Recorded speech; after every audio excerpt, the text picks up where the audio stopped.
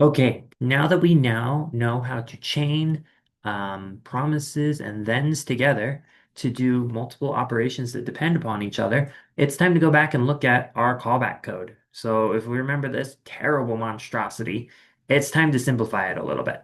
Well, I'm going to leave it here so that you can see it, but I'm going to comment it out and I'm going to paste in the equivalent when you're using promises. So what we did is we said wait. Once you've waited, take the return value of wait. And because the return value is a promise, we want you to wait until it resolves and then log out the result and then wait again, then log the result, then wait again, then log the result.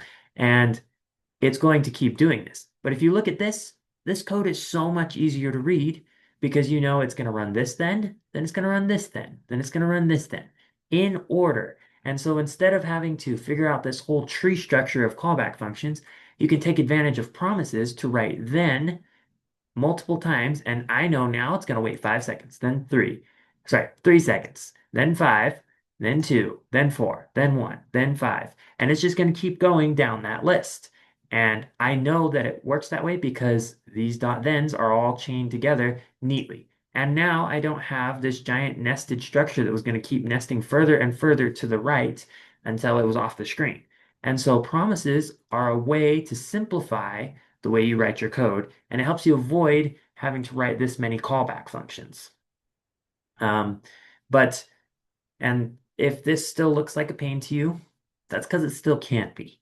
And I am going to show you another way to do this in the next video. So we'll have a little moment of silence for these developers, but way less short of a moment of silence than we had for the developers who had to write callbacks. That's just terrible. So in the next video, I'll show you another fun way that makes it because it would be nice if rather than writing our asynchronous code like this, is if we wrote our asynchronous code like we write our synchronous code. Wouldn't it be nice if our JavaScript looked exactly the same for functions that needed to run in the background as it did for functions that run normally?